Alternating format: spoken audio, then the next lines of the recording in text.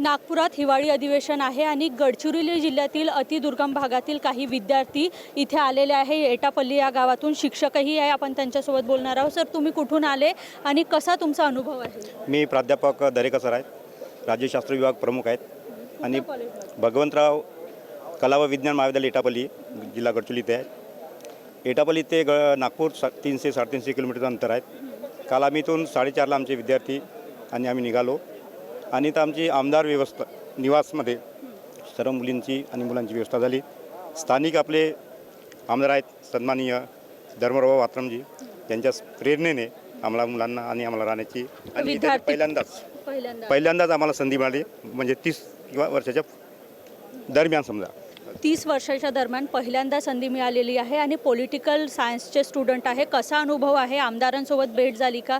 विधान भवनात गेली का? काय चांगला अनुभव आला मॅडम इथे, म्हणजे कधी आलो नव्हतो इथे, आज याला पण मिळालं इथे आणि खूप चांगलं वाटलं। जे नाही बघितलं होतं तो बघायला पण मिळाला। चांगलं। काय नाव आहे तुझं? पॉलिटिकल सायन्सची स्टुडंट आहे, काय अनुभव होता? कसा अनुभव आला तुला? बहुत छान अनुभव होता, जे विचार नाही केलं होतं की इथं पाहायला मिळणार म्हणून, आणि आलो आम्ही पाहायला भेटलं, बहुत चांगलं वाटलं आम्हाला। काय एकंदरीत अनुभव काय आहे? प्रत्यक्षात काय बघितलं?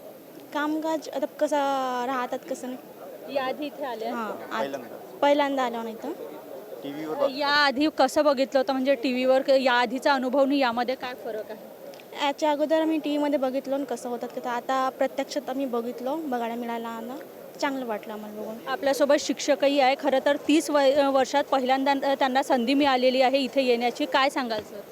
एकदम अतिशय चांगला अनुभव। विद्यार्थ्यांनी पहिल्यांदाच विधानसभेमध्ये विधानसभा आणि विधान परिषद दोन्हीचा अनुभव घेतलं, जे कामकाजाचं प्रत्यक्षात अनुभव आज विद्यार्थी घेतले। कामकाज कसं होत असते याचा अनुभव आमच्या विद्यार्थ्यांनी घेतलं। कसं तुम्हाला आमदारांनी मदत केली आणि तुमच्या विद्यार्थ्यांसाठी काय सोयी सुविधा करण्यात आली? आमदार साहेबांनी आम्हाला आम्ही म्हटलं बाबासाहेब आम्ही येणार आहे, तर त्यांनी आमदार निवास आणि विद्यार्थ्यांची राहायची सोड बाकी सर्व व्यवस्था त्यांनी करून दिली आहे। तिथून इथपर्यंत त्यांच्या फार फार आभारी आहे। तर नक्कीच गडचिरोलीचे आमदार यांच्या क्षेत्रातील बाबा आत्राम यांनी यांच्यासाठी खरं तर व्यवस्था केली होती आणि 30 वर्षात पहिल्यांदा यांना हा चान्स मिळाला होता। VKB न्यूजसाठी स्वीटी कांद्रीकर, नागपूर।